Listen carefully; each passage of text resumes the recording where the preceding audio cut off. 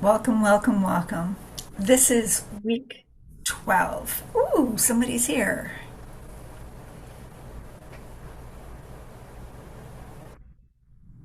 Hey, gorgeous. Hey there. How's your holiday? So good. Are you going to come home? I don't know, man. So good. The medicine here is just incredible. I should send you some pictures. I don't know how to turn my background off of it, otherwise I'd show you, but like it's just stunning. It's Beautiful. stunning. And all the downloads and just the silence at times and just all the trees, the nature. It's just incredible. And it's not as buggy as I was expecting it to be. Because the So nights are it's cooler already, so um, the mosquitoes and stuff are going away. They like the beginning. Yeah, I guess. Yeah. And so that's what she Mhm. was saying, that there's also like horse flies and all that kind of stuff initially. Um, and here's the thing, it didn't even occur to me like a couple weeks ago, I needed a break so badly. And I was like, maybe I just need to go away somewhere. So I was looking at some cottages up north, but they were like $1,000 for 5 days. I'm like, I'm not doing that, but I really need a break. Then Nisha asked me to come here. I didn't even put two and two together, but I'm like, I manifested that. You absolutely did. Because Absolutely she did. asked me out of the blue. I've never been here. We only have, seen each other on the odd occasion. So the fact that she even asked me was like, you know, so yeah. Yes. Yeah. Thank you for encouraging me to come. Thank you so much. You're welcome. We have a habit of letting the universe give us these ideas and thinking, oh, no, I can't do that. So it's like, ooh, thank you. I'll let you show me how I'm going to do that. Because Yeah. we've been so Yeah. super independent for so long. And it's like, unless our mind can figure out the how, we think we can't have. The mind's That's how is interference totally. And resistance to and resistance. So and it's part of the whole thing. resistance. Yeah. Because we're not 100%. open to like certain possibilities of how that can show up. We're just tied into like, this is how it should show up for me. So She's yeah. got it. So I just find like when we start clearing the could I let this go? Would I let this go? It opens up the possibilities for so many things. I was thinking, what props do I need today? And it's like I didn't have any ideas because last week was so much fun. I had the candle and I had the expansion thing. But if we look at these things as just being all tangled up, this was the offer, and you're going, well, I don't know how to make it happen. And then when we talked, it was like, well, why don't I just do it? So that's kind of cool. Very, very cool. I love I've it. had so many revelations myself the last 2 weeks. It's been mind blowing. And last week, after I finished the call, I actually thought, oh, I know what week 12 is going to be. And I sat there and I was typing because it was just downloading everything. And that's, I think, part of what helped me break through to the garage and cleaning stuff up. But it was also the idea of, well, when we achieve a goal, we often go, I worked so hard to get here. Now I'm here. And it's like, yeah, false flat. Is that all there is?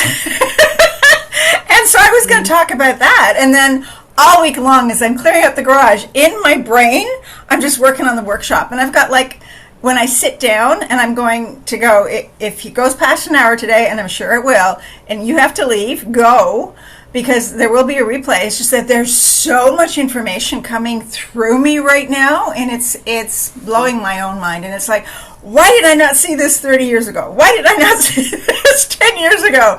Like, it was Yeah. obvious and it was there, but again, I was trying to manage things and make it small so I could keep control of everything. Have you seen the TV show A Woman of Substance? It read the book. This maid in the early 1900s gets knocked up by the son of the household that she's working in, and he abandons her, and she decides right then she will never be at the mercy of anybody ever again. And she goes and opens up a dress shop. And eventually, over 50 years, she has bought out all his textile mills. She has bought the house that the whole family mansion, it wasn't a mansion, it was a castle, was in. And it is her determination. And she just kept saying, stay focused, stay focused, stay focused. I don't know how I'm going to do it, but she stayed focused. And her children, all grown up, decide that she wasn't a good mother and she's not capable and they want her dynasty. And it's like the stab in the back is astounding. But again, she rallies from that, and I'm not going to give you the ending. I love spoilers. My daughter hates them. But it's like the way she pivots on that is profound.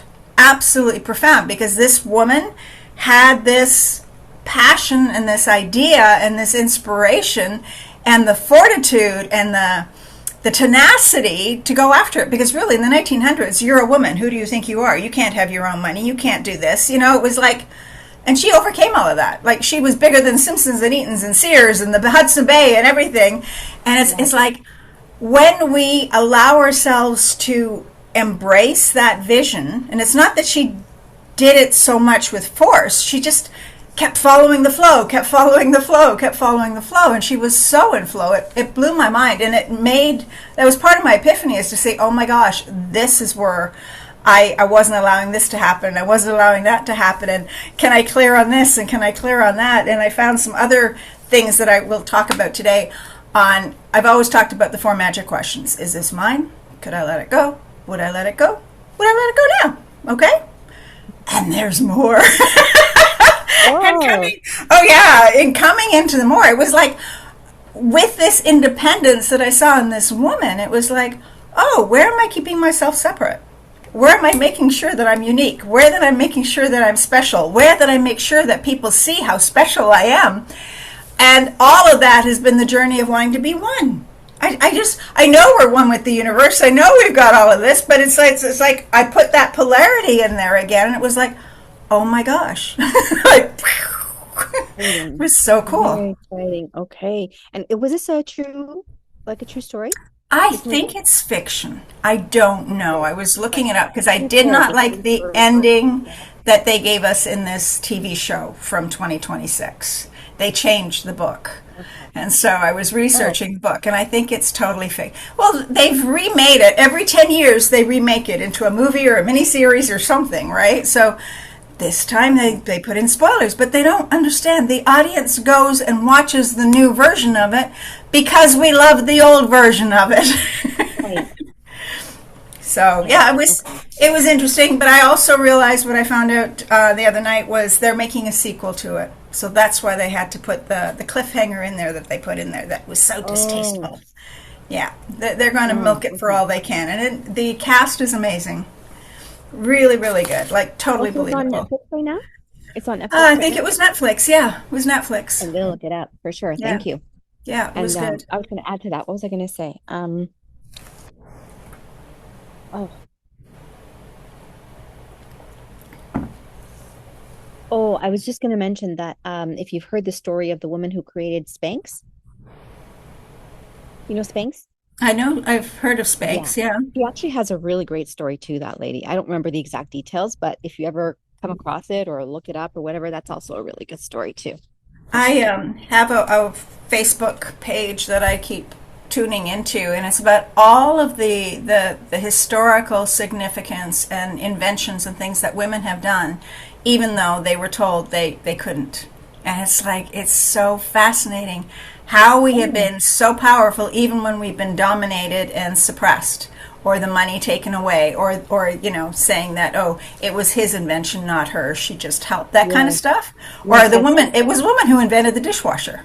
She was a cleaning person, a slave in the house kind of thing, and it wasn't efficient, and nobody wanted it. Everybody thought it was dumb. It's just a woman's thing. Why would they invent that? So she found someone to back her and sold it to all the restaurants and things like that. oh my God. I would love to be that, like, read that page. Please send me a I, link to I'll, it. I'll send it to you. Yeah, Yeah. it's very cool because there is so much we're capable of doing, and yet those of us who have that drive or that ambition are told that we're wrong, we're bad, we should be quiet. And it's like, I don't know how to be quiet. I didn't come to this world to be quiet. I'm sorry, you don't like it, you leave.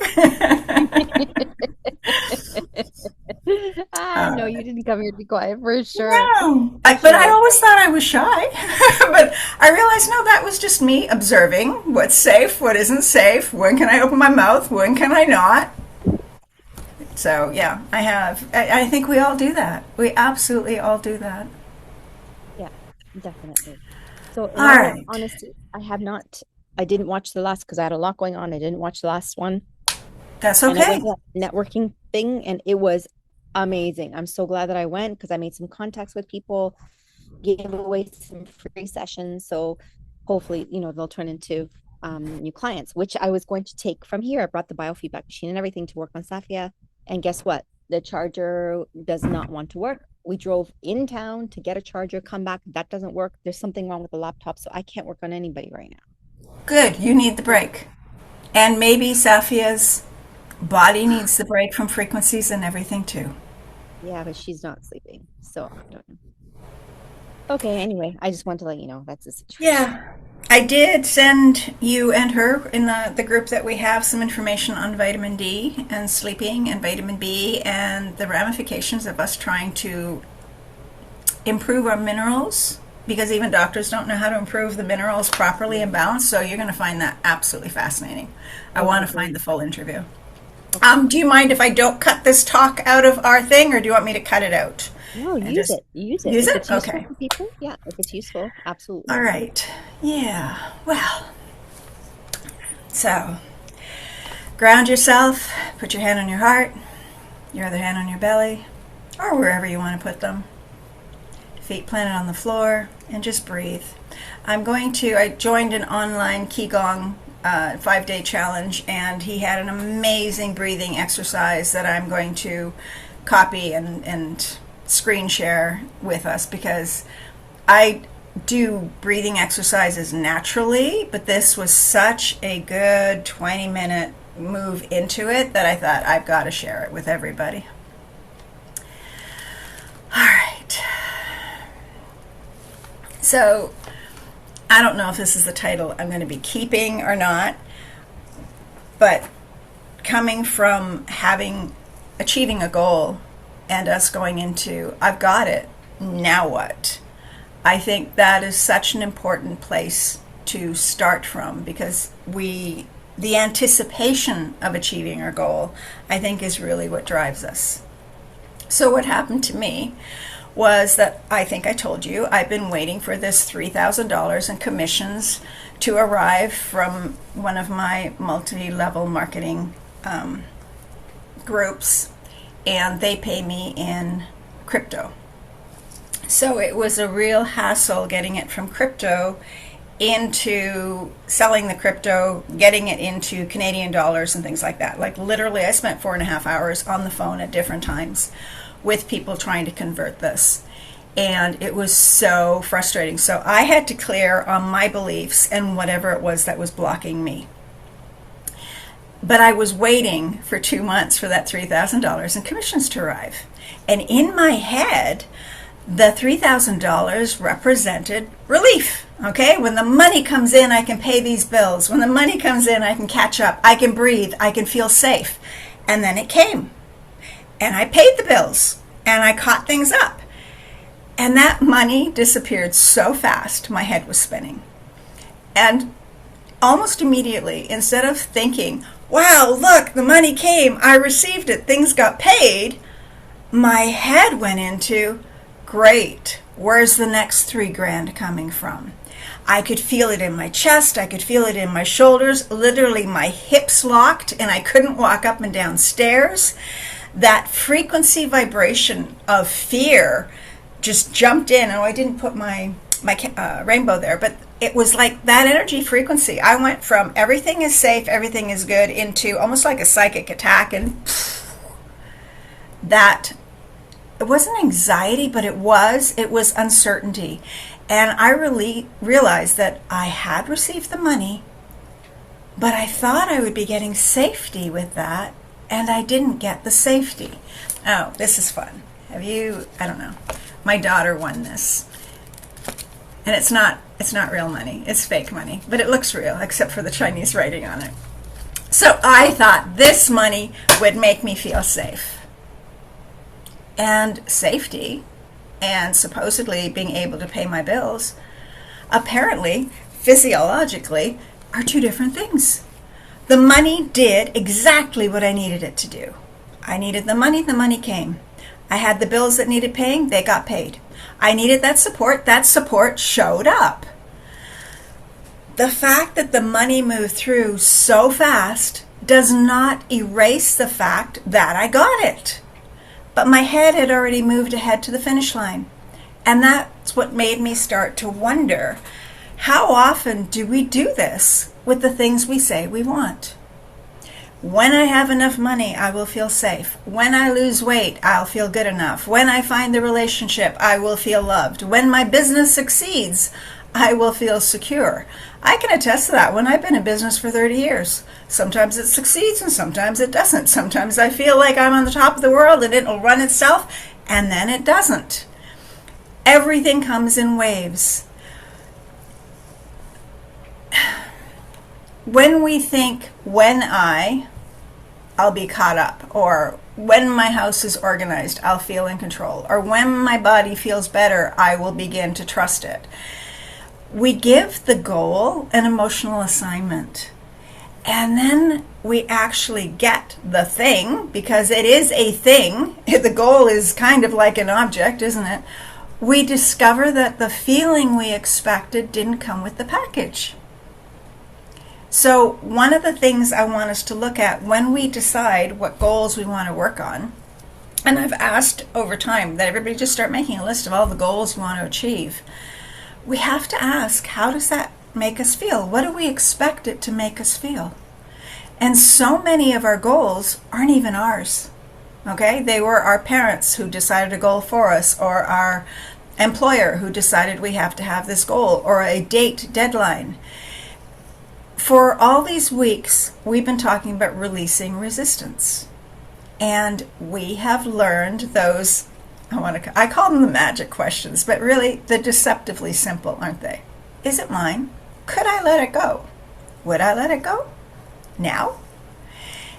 And we've looked under our reactions for the wanting safety, the wanting security or survival, the wanting of control, when really what we're looking for is choice, the wanting of approval, appreciation, affection, love. Those are so valid because as babies, we needed to feel safe. And in order to feel safe, we needed to have our parents look after us, and we would feel that affection or love. And then we learned that sometimes that love was conditional. And like I mentioned to you, there is also this layer of wanting separation or wanting oneness. That oneness is to be at one with the world, to be at one with God, to be at one with another person, like when we fall in love kind of thing, to be not just accepted by a business or a group of people, but to be at one with our tribe. And it's fascinating because all of that operates so subtly under our own identity. There's a part of us that wants to belong, but there's a part of us that wants to be completely ourselves. We want connection, but don't you dare tell me what to do. I want help, but I can do it myself. That was my mother's favorite line, and I didn't start to understand it until I buggered out my knee last week and realized, no, I got to keep doing this myself. We want to be a part of something, but we don't want to be ordinary or average or just a face in the crowd. So wanting separation can sound like, I don't need anybody. Leave me alone. I need to stand out. I need to be different. I need to be special. And our whole social marketing, our Facebook, Instagram, and all that feeds on that. Okay? For the elderly or for children, I don't want to depend on anybody. I don't want to owe anybody anything. I need to prove that I can do this myself.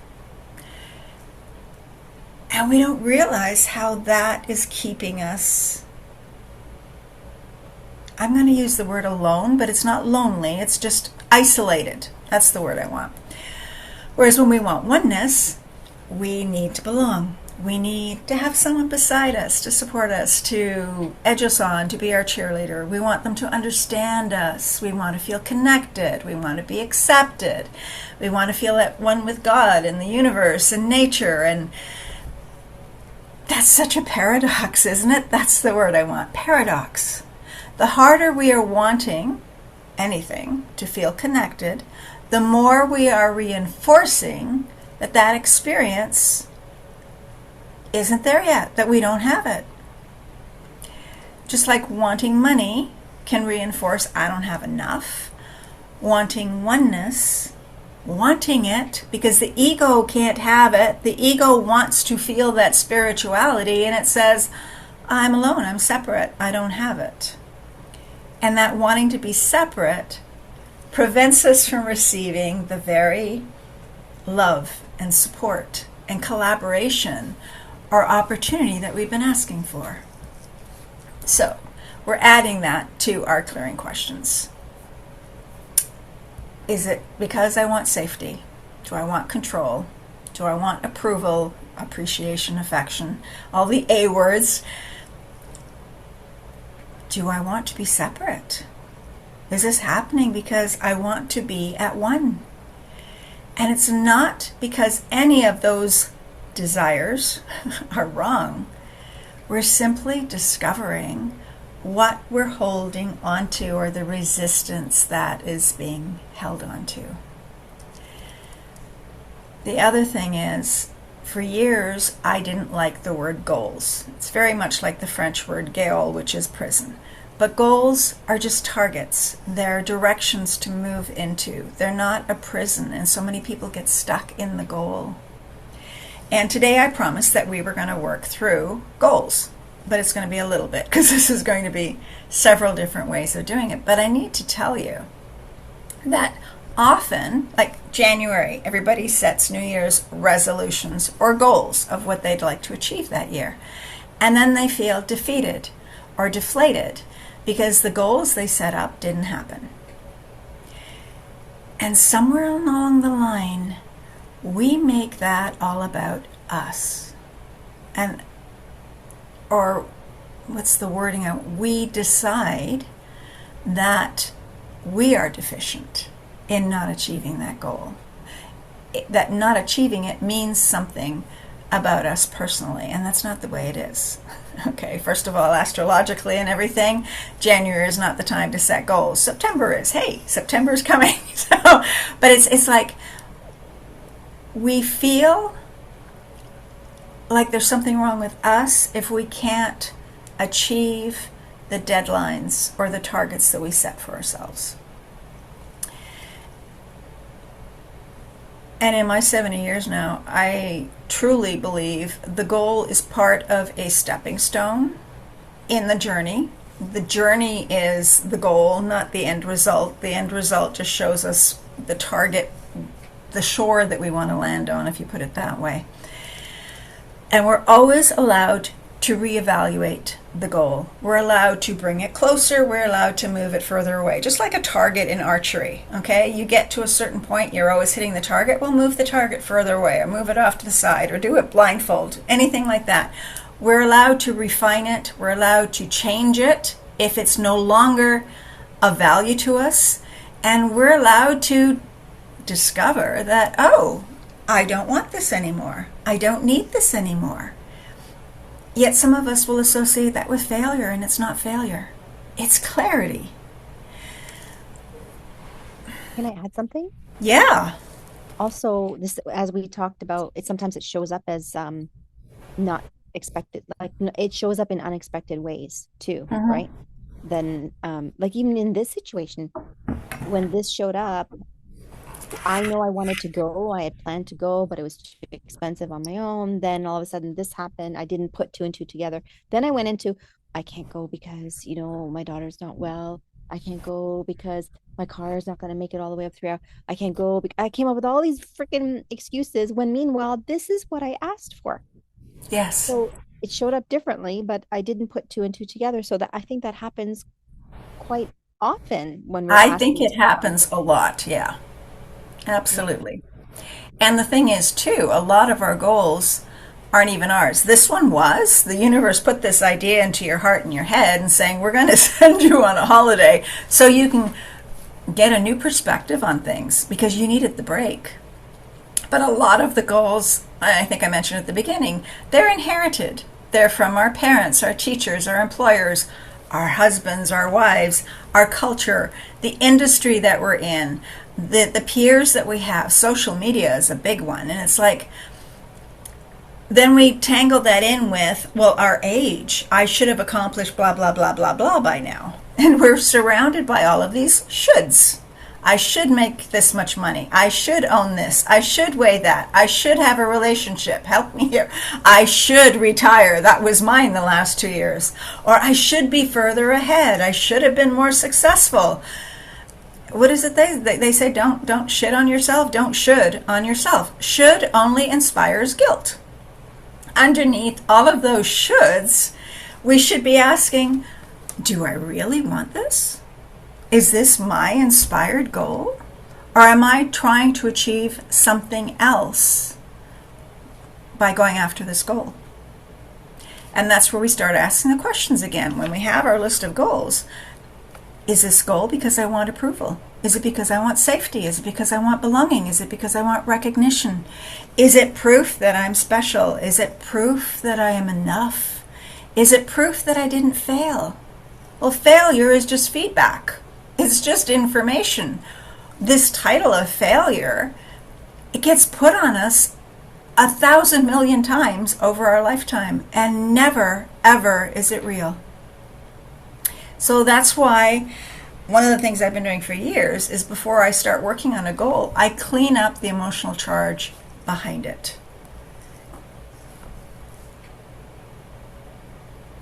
So there's always some sort of an energetic attachment to it. If we can clear that up, that's great. And then with my garage, I've had that garage for 20 years, and I could not open it and go through that door. But this year I decided I am going to put my car in the garage. I'm starting to get rust on my van. I don't want the rust. And all that stuff that's been in there was stuff that I packaged up from my divorce, never opened again because I didn't have a home that size, and just moved along from place to place to place with me. And in my head I went, okay, it's the hobbies the kid had, it's the toys, it's this, it's that. But I've never been able to physically look at it.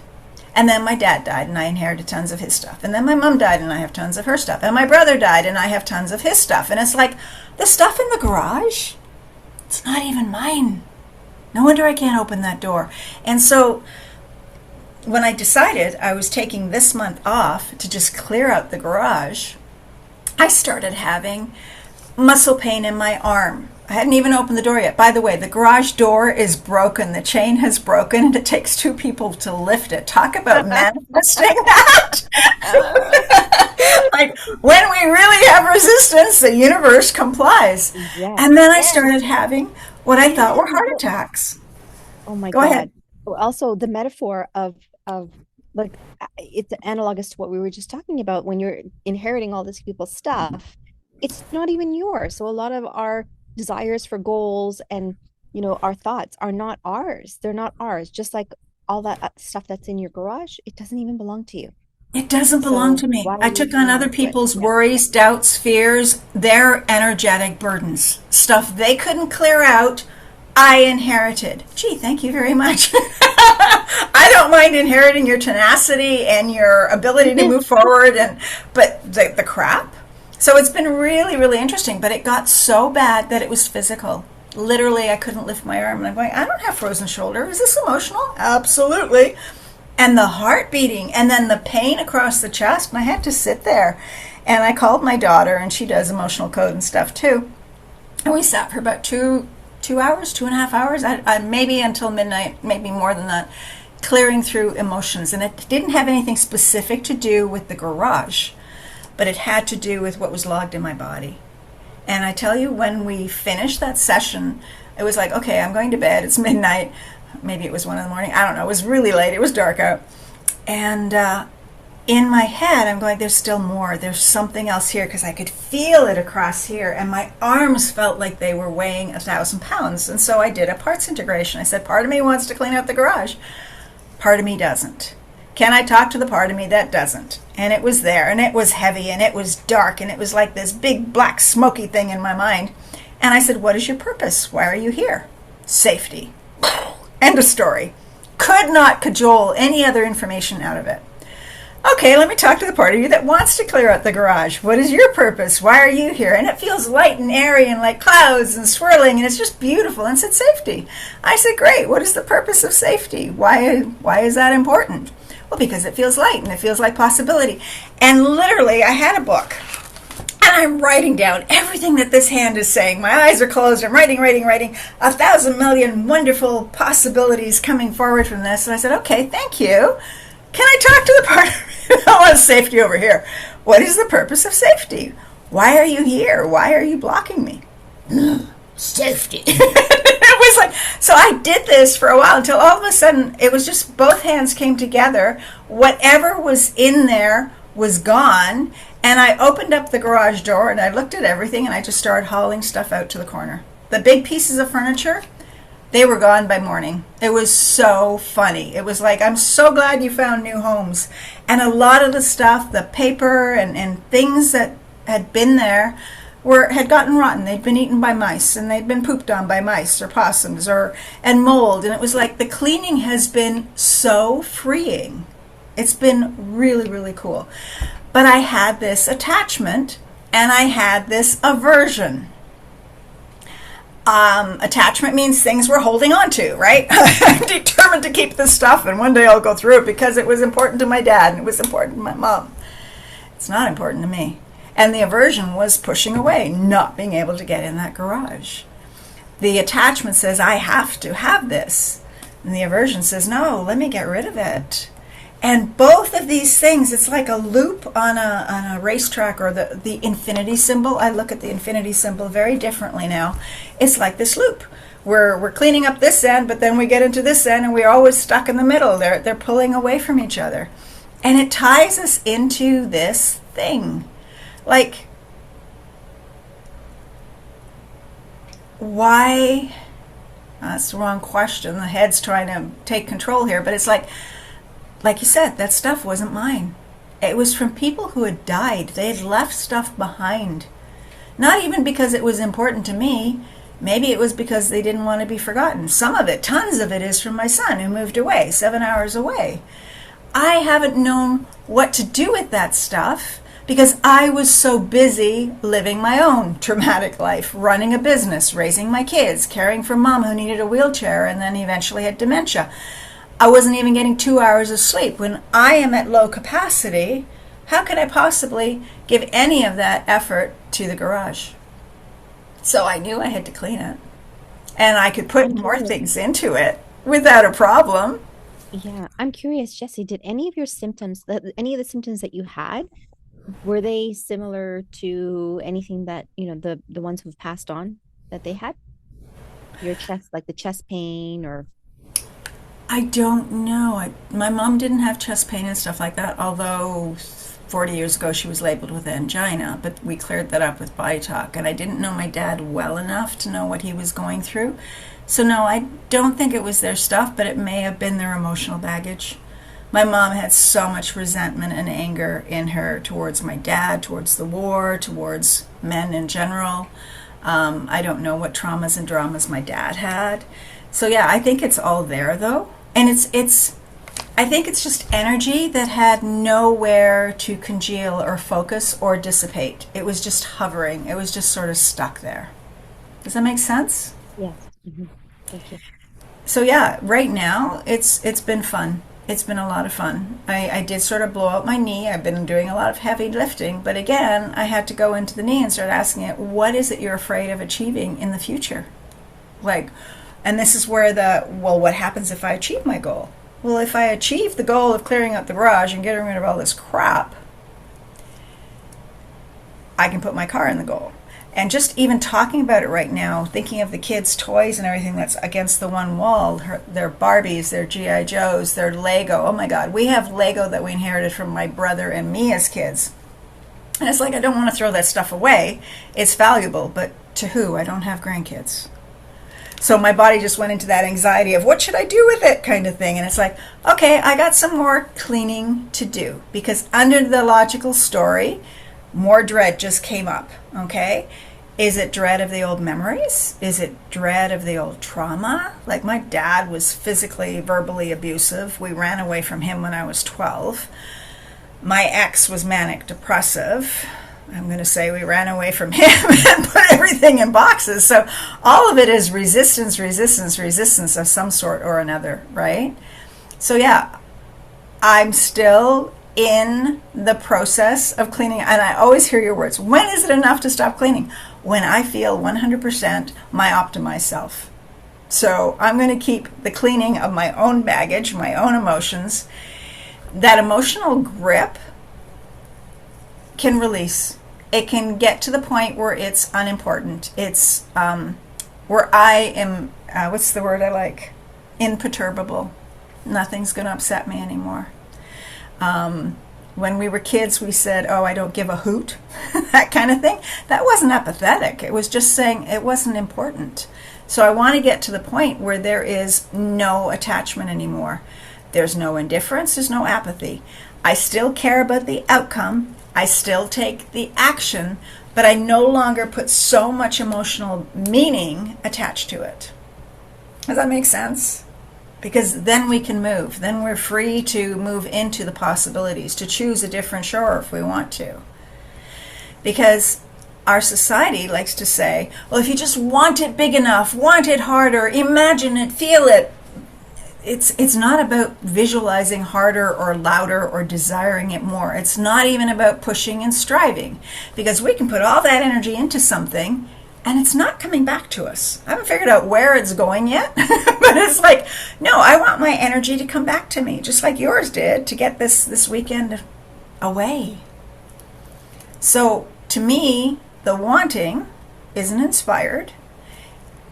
It's desired. But when wanting has that low frequency energy of, I don't have it, it made me look at my list and said, okay, I want more money. Well, great. How much more money? Well, I'd like to have $8,000 a month, blah, blah, blah, blah, blah. And it's like, would I rather, how do I word this? Would I rather want money or have money? And you've taken access consciousness. Gary Douglas has this thing, say, I don't want money, I don't want money, I don't want money, I don't want money, I don't want money, until all of a sudden it just blows itself out because we think we have to want money in order to get money. But it's the wanting that's preventing.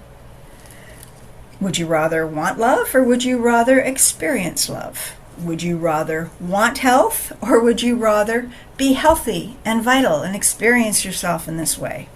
The wanting isn't wrong. The desire points us in a direction, but when that desire turns into attachment, I need this to I need this to happen, or I'm not okay, or I'm not safe, then that goal becomes responsible for our emotional state. And that is heavy. That's an energetic ball and chain that doesn't need to be there. It's a pressure. So when we release enough of that pressure or that attachment and aversion, well, then we arrive at this place of, oh, wouldn't it be wonderful if this happens? But I'm okay right now. And it's okay if it doesn't happen because I'm okay right now. It doesn't mean that we sit on a couch and wait for the universe to clean up my garage because that hasn't happened in 20 years. I still get to take action. But the action without all that internal fighting is such a different flow. There's no drama, there's no pressure, there's no forcing, there's no pushing. It's all choice. And sometimes then we discover that we won't even need that goal anymore. Am I going to stand there when the garage is empty and take pictures of it and go, wow, well, I promised some people on Facebook I would. But that isn't the satisfaction. The satisfaction comes from being in this journey and moving through and cleaning out my own internal baggage.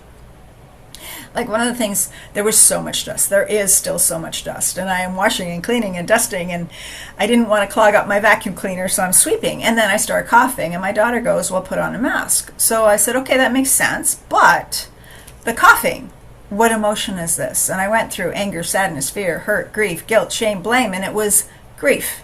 It was grief. Not that my mother died. Not that my dad died. grief at unexpressed and unreceived dreams, or some of the items I looked at and it was like, oh, why did I buy you? Oh yeah, and we had this talk before. I thought this would bring me blah blah blah. And it's like, that's where the heavy baggage goes. That's why cleaning up is so difficult. When people are hoarders and they buy, 12 rolls of paper towel, or I don't know, duvets and things they don't need because they think it's a good buy at the time. It's like there's a psychology there. They don't need the items, but they think the items will make them feel better. So it's not about the head analyzing what's going on, but it's about clearing the energy around the whole idea. So when we set a goal, what happens in your body? Are you excited, or do you feel pressure and tightness? Are you, feeling this enlightenment, or this, I guess excitement is the only word I can come up with right now, or do you feel like there's competition? Do you feel hopeful, or do you feel defeated? Do you feel dread, or are you at neutral? I want to be at neutral, nothing, imperturbable all the time. It doesn't mean that I'm deadpan. It just means that I'm not doing this yo-yo thing. We don't even have to name the emotion correctly, okay? Sometimes there aren't words that we can put on a sensation. But notice, like I did, this, heart attack. My daughter went into ChatGPT. What are the symptoms of a female having a heart attack? And I was having them all, except I wasn't having a heart attack. I was having dread for going into the garage and facing 30 years of crap. So when you write down what goal you want to achieve, like you with your training and courses and things, people can use this. You know that they will benefit from it. And where is the tension in your body? Is it in your hands, in your legs, in your jaw? And let it be there. Hand on heart, hand on belly. Let that emotion come up, because we've been repressing it. We've been resisting it. We've been trying to push it away. Let it come up. It will not destroy us. It's just energy. It will nourish and feed us. And we can ask, what is the wanting underneath this? Was it safety? Did I want security? Was it survival? It's a big one. Am I wanting control? Could I let go of wanting control? Would I? No. And if it says no, is that because, so it's hooked onto something else, because I want safety or approval or appreciation? If your body won't let it go, what is that attached to? And so I start writing down. I like WC for want control, WS for security, safety, whatever, WA for the approval, appreciation. It seems to be all A words. And now I've got, is it because I want it to be separate? And you don't have to figure out what kind of separate was it. It's just you ask the body responds, yes. Oh, could I let go of wanting to be separate? No. Oh, okay. Is that because I want safety? Is it because I want control? And you just go through the questions over and over and over, because they were layered on that way. Whatever comes up, could you let the wanting go? Because if we let the wanting go, all of a sudden we have the safety, we have the approval, we have the being unique, we have the communion with all that is. And if it doesn't want to let it go, I ask something new now. Could I let 20% of that go? If it says yes, because that's no issue, great, let's let that go. Could I let another 20% go? No, it's too much. Oh, okay. Is that related to safety? And I just keep repeating it. The head goes, oh, this is boring, it's taking too long. But literally, energetically, when you think about how old we are and we have 80 trillion cells, each one of these cells is now in this conversation. And that's what's so magnificent. And we can breathe. And somatically, we are asking the body to move through it. We're not telling it to. We're not forcing it to. We're not drugging it. We're asking, pretty much, are you ready to let this go? And the body usually goes, yeah, here, take it. Yeah, take it. It's like pulling off sweaters that are too small and pulling off t-shirts that don't fit and that are ripped and tattered. And then I like to just sort of do an overall clearing. And hey, body, Can we trace, track, scan, and identify anywhere else this is being held in the body? And are you willing to let it go?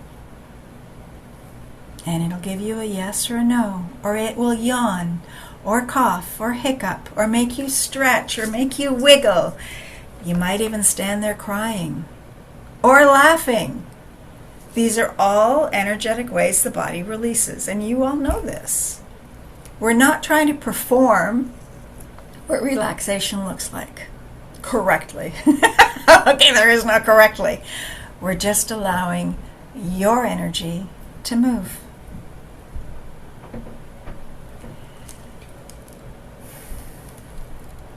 What time is it? We could start with the meditation, but I want you to pull up some ideas that maybe you can address in the meditation. Not consciously, just feel them. Think of something in your past that didn't happen. You wanted it, you tried, you worked very hard, and yet it didn't materialize or manifest the way you wanted to. Don't let your mind tell you the stories of why. What does your body do as you remember this? And let the feelings come up. Just allow that feeling to be there, because it's already there. We just haven't paid attention to it. So ask, what did I want to achieve with that goal? Was it wanting approval? Was it wanting control? Was it wanting safety? Was it wanting recognition? Was it wanting belonging? Did I just need to survive? Could I let that go? If it's all of these, take them individually. Could I let that go? Would I let that go? Would I let that go now? Even your body saying no is a correct answer. It's information. There are no wrong answers. And how deep do we need to go? Because there's always an underneath, and there's always an underneath. If it won't release easily, there's more underneath. It's like a Brillo pad or an octopus with all these tendrils. Or like a quilt, okay? A big tapestry in those old castles that had these depictions, and they went from the floor to the ceiling, and they had all these colors of threads and wools woven through. And you found one where the moths have eaten through. That's the resistance. And what if we start rebuilding and attaching things again? We're not putting a patch on it. We're literally picking up the threads and letting them move so that the tapestry becomes flowing and complete again. We're just releasing the wanting. And we're asking if we can let it go now. And the reason we say now is because quite often the body will say, yeah, I could let it go. Yeah, I would let it go. Now, no. And I used to say, in an hour, in a year, in a month, in 10 years, and it would be another lifetime. Oh, well, since time is all relevant, can we just do it now? And sometimes the now is absolutely yes. And sometimes it's, nah, there's some other stuff hooked in there. We got to clean it up. And sometimes it's because that goal was never yours. It belonged to the sales manager, it belonged to what society said we should have, like mortgages and houses. Interesting. And some of that stuff, our parents and teachers didn't even say it directly. We absorbed it from television, from stories, from somebody else, from an overheard conversation, that this is what successful people do. Well, bring that situation into mind and notice your body. What do you feel about being pushed towards something that you didn't choose? And what do you feel if it succeeded or if it didn't? If that goal wasn't yours, can we give back? Not angrily, not rejecting the person, just that, oh, that was your desire for me. It doesn't have to be my desire for me. And then we release the need to achieve something in order to receive that person's approval. Could I release needing to reject it simply to prove that I'm separate? And could I allow myself to choose again? Not to control the goal, but to choose a new one, to choose a new way of achieving it, to choose freedom, the possibilities. So just like we did the tolerations list, and I'm still working on mine, that's what the garage was. I was tolerating that garage. Choose a goal. Right at the top of a piece of paper. And I don't want to worry about wording it perfectly, but ask your body, is this goal really mine? And then ask, why do I want this? And then what? Suppose that I receive it. Then what? Suppose that it actually happens. Then what? And keep going. Because eventually you're going to find the emotional assignment that it was underneath it. So you make 10 grand, and then what? Do you relax? Really? And then what? Will you worry about making the next 10 grand? And there's where the clearing comes in, when you can get to this place that I just want it because I want it, because this is inspired. I used to write down all my goals, and I did for this year too. I think I had like 12 pages. And then I realized the overarching thing on all of the goals was that I just want to live a life that I love. And I want to live that life with health and vitality. And I want to live my true nature and my purpose, away from all of the responsibilities for the kids, for this, for that, for the other thing. And overarching all of that was, I want to be the predominant creator of my life. Because in truth, I always have been. I just haven't always created what I really wanted.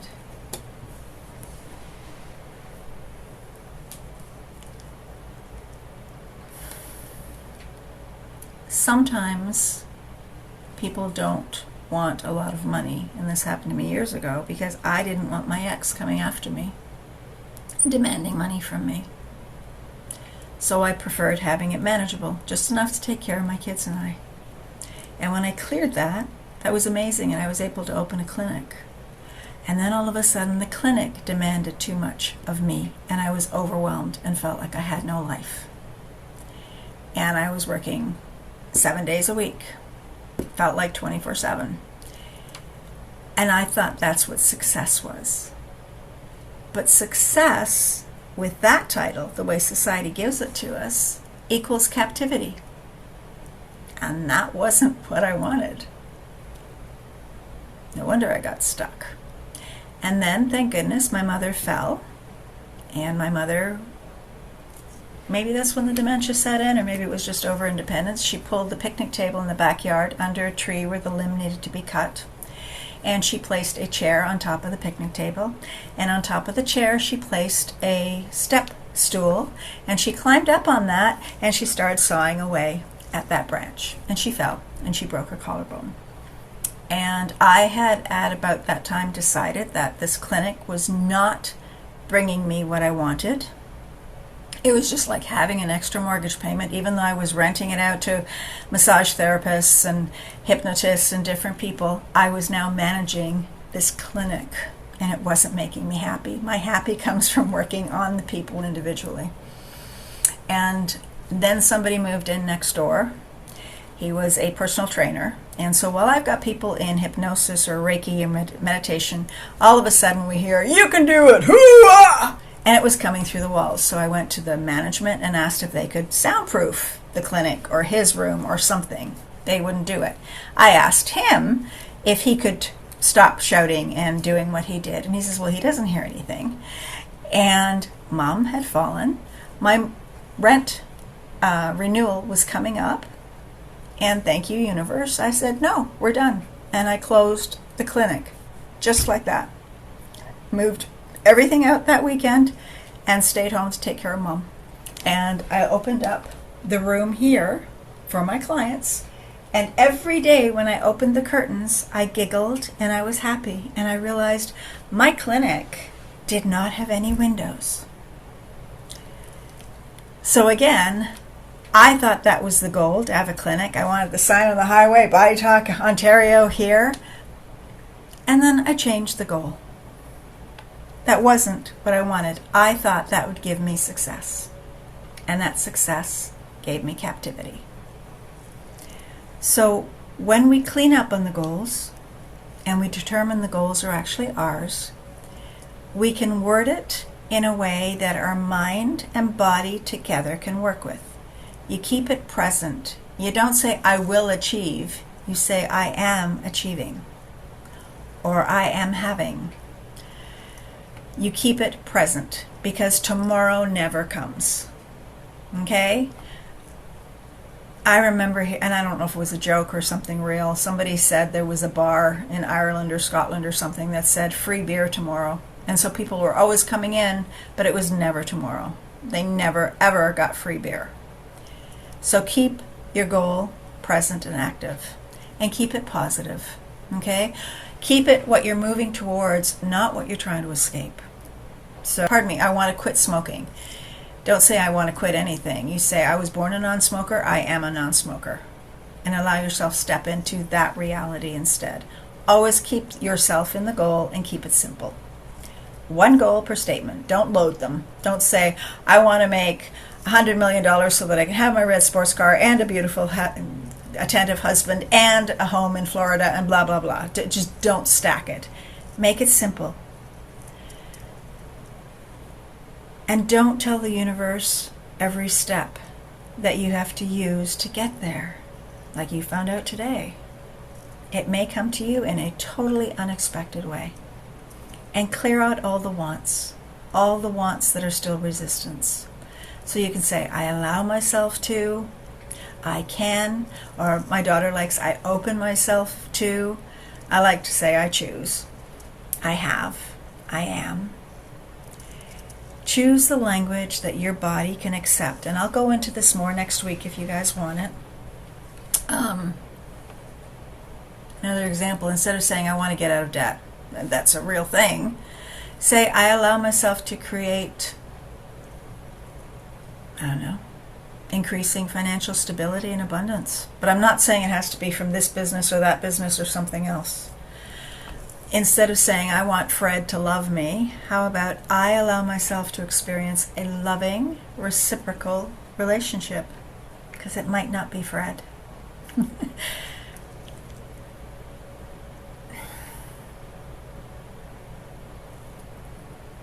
Try not to make a goal that involves other people's free will. We don't get to manipulate them to achieve our goals. The big one, the garage. Instead of saying the house is clean or the garage is clean, I allow myself to easily reclaim, that's what I've been saying lately, and care for my space. Because I am reclaiming my space. That way my subconscious has somewhere to go. The goal is the magnet. That's where transformation happens. It's not a stepping stone of something merely to achieve. Use it as a magnet to pull the resistance out of where you can see it. The goal may be all goals. They say it's to help our soul move forward and become who we're becoming. But what if the goal is simply to show us where we're still holding resistance? Because I've always said your business, being self-employed, is the best way to see where you've got stuff to clean up. Read your goals out loud every morning, because that way your ears hear it, your body hears it, your eyes see it, hear it, feel it, and write down any thought or image or sensation or feeling that appears. Not to fix it, not to judge it, but to find what wanting is still hiding underneath it. Is it safety, security, survival, control, approval, oneness, separation? Could I let it go? Would I? Would I let it go now? And if the body says no, fine. What's underneath that? Sometimes your body won't release wanting control because it creates safety. So that's why we release around safety. And then we come back to clearing the control. It's like a tree, okay? The goal is the tree. And the way of achieving the goal is all the branches and all the leaves. But underneath the ground is this root system. We don't have to rip the tree out. We're discovering what has been feeding it. So we release a layer and we read the goal again. And we release another layer and then we read it again. And we don't have to finish it in one sitting because we didn't put all those layers on in one moment. We did it throughout our entire lifetime. So go live your life and come back. And maybe your body will show you another piece tomorrow. And that will allow us to take actions as well. But I've taken up a lot of your time today, so I'm going to allow us to look at just a little bit of a clearing because I gave you a lot of information. Let it land. When you achieve what you wanted, savor that moment. Don't just go on to the next thing. The goals aren't the finish line. We notice them, we release on them, we allow ourselves to receive, we notice what the receiving activates, and if we need to, we release again, and we receive a little bit more. And it's this continuous process of growing into it. We're not trying to become people who never experience resistance. We're just learning how to not let resistance run our lives. And prosperity isn't getting everything arranged perfectly, getting all our ducks in a row. It isn't even getting everything arranged enough that we can feel safe. What if prosperity just includes developing the capacity to experience, I am here. I have choice. I can receive. I can act and take action. I can change direction. I can let go. And I can let what is good actually be good. So this week, choose 1 to 5 goals, not 70. Write it down, read it aloud, ask if it's yours. Ask what it is you thought that goal would make you feel. Ask what it is that you're attached to about achieving the goal. Ask what are you afraid will happen if you don't achieve it. And then ask, what am I afraid might happen if I do achieve it? And just notice what your body gives you. Identify the wanting underneath it, release it, and read the goal again and again until you're no longer wrestling with it, until you just allow it to be. It's not even become, it's be. We're looking for something more powerful. A lot of our desires come from desperation. A lot of our action comes through forcing. I don't want us to be held hostage by what we think the outcome will be. And when we're open enough that it just easily arrives, we can actually receive it.